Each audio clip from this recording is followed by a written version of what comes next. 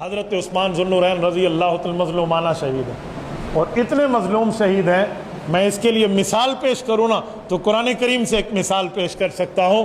اس دھرتی پہ ایک قتل ہوا ہے جو سب سے پہلا قتل ہے اس کائنات کا، حضرت آدم علیہ السلام کے دو بیٹوں کی لڑائی ہے، ایک کا نام قابیل ہے، ایک کا نام حابیل ہے۔ قابیل قاتل ہے، حابیل مقتول ہے۔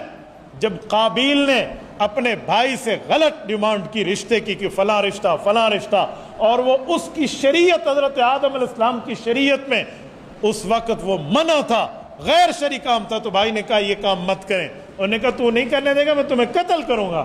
قرآن کہتے ہیں حضرت حابیل نے قابیل کو جواب دیا کہ بھائی اگرچہ تو قتل کرنے کے لیے میرے اوپر اپنا ہاتھ اٹھائے، میں رب کی شریعت کا پابند ہوں، میں اپنا ہاتھ تیرے اوپر نہیں اٹھاؤں گا۔ اگر اس کی مثال امت محمدیہ میں ملتی ہے تو حضرت عثمان ذو النورین کی ذات اقدس ہے، جنہوں نے اپنی حفاظت کے لیے حضور پاک کے شہر کو خون آلود نہیں ہونے دیا، کسی ایک کو نہیں مارنے دیا، کسی ایک پر تلوار نہیں اٹھانے دی، ورنہ اجلہ صحابہ کرام جیسی کی اولادیں یہاں موجود تھیں۔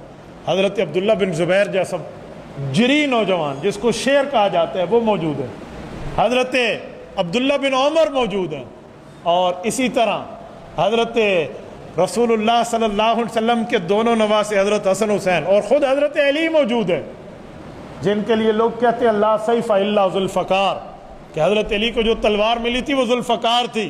اس جیسی تلوار اس کائنات میں آپ کو اور کہاں ملے گی جو حضور نے دی ہے؟ ولا فتح الا علی، اور جوان چاہیے تو علی المرتضیٰ جیسا چاہیے۔ ان کی تلوار بھی نیام میں ہے کہ حضرت عثمان نے منع۔ اچھا یہ بھی بتاؤں حضرت عثمان نے روکا کیوں تھا؟ اس میں بھی ایک حضور پاک سے پرومس تھا، وعدہ تھا۔ کیا؟ امام ابن عساکر رحمہ اللہ نے لکھا ہے کہ حضرت عثمان سے حضور پاک علیہ السلام نے فرمایا تھا یا عثمان لعل اللہ یکمسک قمیصا فإن ارادک المنافقون ان تخلا فلا تخلا لهم، فرمایا عثمان ایک وقت آئے گا اللہ تمہیں عزت کی چادر خلافت کی قمیص پہنائے گا، آپ خلیفہ وقت ہوں گے، اور چند منافق ٹائپ کے لوگ آئیں گے اور وہ آ کر کہیں گے عثمان یہ کام چھوڑ دے، یعنی خلافت سے جدا ہو جائے۔ فرمایا عثمان آپ نے ان کی بات نہیں ماننی، ان کی بات تسلیم نہیں کرنی۔ اشارہ تھا آپ ہمارے تک آ جائیں، یعنی اس دھرتی کو چھوڑنا پڑے، موت قبول کرنی پڑے تو کر لیں، لیکن آپ نے ان کی بات نہیں ماننی۔ تو حضرت عثمان نے خون نہیں بہنے دیا، پیغمبر کے وعدے کو پورا کیا۔ اور جب ان ظالموں نے حضرت عثمان کو شہید کیا ہے تو حضرت عثمان کا خون کہاں گرا ہے؟ مولانا ندیم رحمہ اللہ فرمایا کرتے تھے کہ بدر میں بھی شہید ہوئے ہیں، جنگ بدر میں، پر ان کا خون بدر کے ریگستان میں اور ریت پہ گرا ہے، وہاں سے ان کے شہادت کی گواہی کل قیامت میں دربار الہی میں آئے گی۔ احد میں بھی، خیبر میں بھی، خندق میں بھی، باقی جہاد میں بھی صحابہ شہید ہوئے اور ان کی گواہی وہاں کی زمینیں دیں گی۔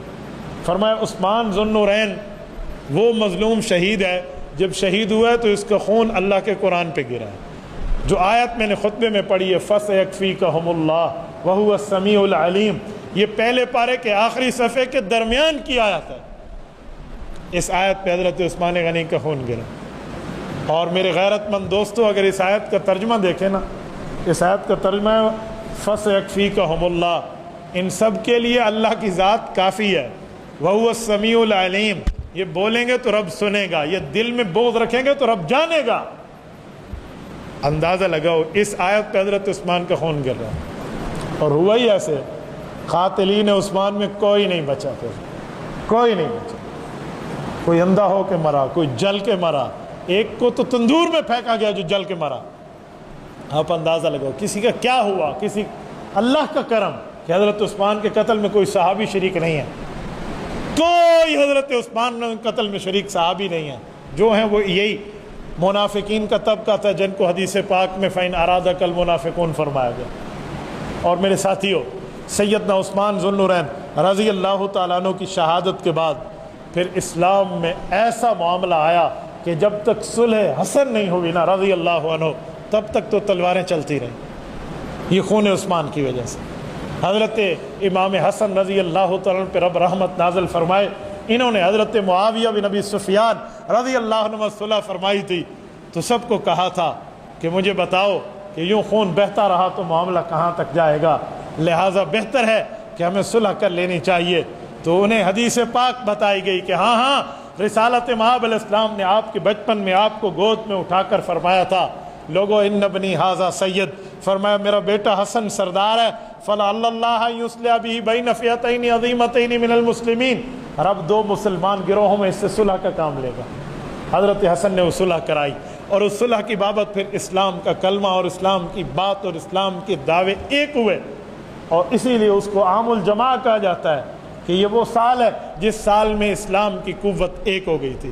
یہ حضرت امام حسن رضی اللہ تعالیٰ کی صلح ہے، یاد رکھیں صلح حسن بہت بڑی چیز ہے۔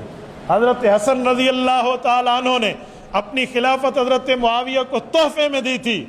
رب کریم کے لیے جو بندہ کام کرتا ہے اللہ اس کی نیکی کو ضائع نہیں کرتا، ان اللہ لا یضیع اجر المحسنین، نیک آدمیوں کے اجر کو رب کبھی ضائع نہیں کرتے۔